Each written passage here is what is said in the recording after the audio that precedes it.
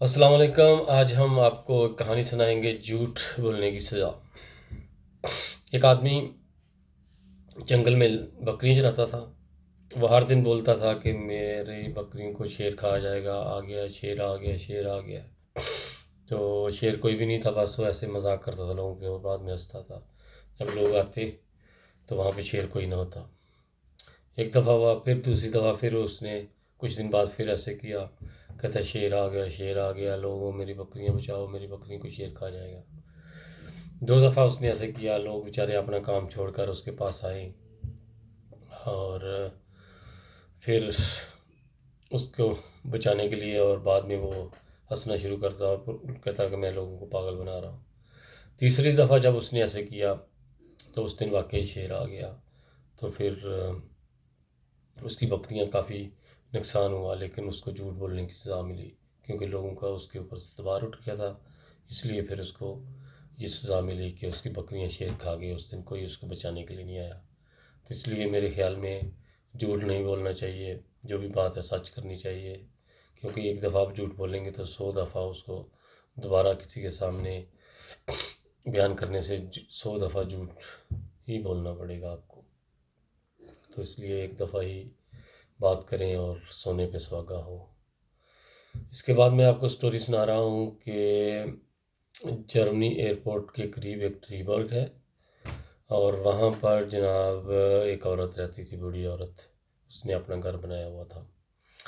تو ایئرپورٹ کے جہاز آنے کی وجہ سے وہ بہت پریشان تھی۔ اس نے عدالت میں درخواست دی کہ جہاز مجھے رات کو سونے نہیں دیتے، اس لیے ایئرپورٹ کو بند کیا جائے۔ یہ جرمنی کی کہانی ہے، وہ تو جھوٹ بولنے کی کہانی تھی، یہ جرمنی کی کہانی ہے۔ تو اس عورت نے عدالت میں درخواست دی، عدالت نے ایئرپورٹ کو خط فون کیا یا خط لکھا کہ بھائی عورت ایسے کہہ رہی ہے تو کیا کر سکتے ہیں۔ وہ لوگ عورت کے پاس گئے، ایئرپورٹ والے، انہوں نے کہا کہ جتنا پیسہ لینا ہے، جس سائڈ میں آپ نے گھر بنانا ہے ہمیں بتاؤ، ہم آپ کو گھر بنا دیتے ہیں، لیکن جہاز بند نہ کراؤ، اس سے بہت نقصان ہوگا ہمارا۔ عورت نے کہا کہ میں نے تو یہ بات نہیں ماننی۔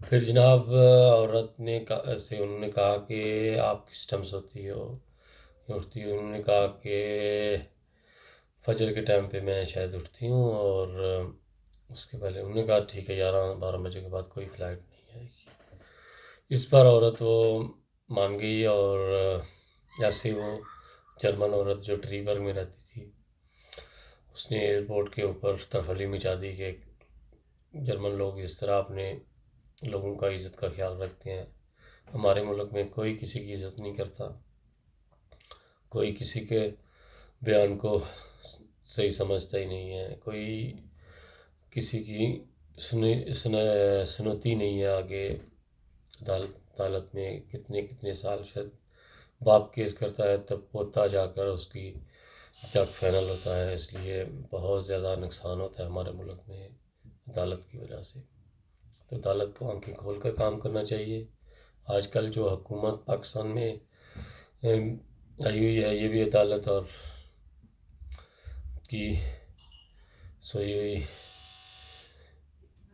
غلطی ہے، اور اس کو عدالت کو غور کرنا چاہیے۔ پاکستان میں بھی ایسے قانون بنائے جائیں جس سے وہ پاکستان میں جناب اس طرح کے قانون ہوں، جیسے ٹری برگ ڈوچ لینڈ میں عورت نے کیا، اور اس کی بات کو سنا گیا عدالت میں، اور یہاں پر انسان کی قدر بھی ہے۔ اس لیے ہمیں اپنے ملک میں بھی اس طرح کے قانون ہونے چاہیے، جس سے ہمیں آنے والے وقتوں میں ہمارے ملک کا نام لے کر لوگ مثالیں دیا کریں۔ پاکستان زندہ باد۔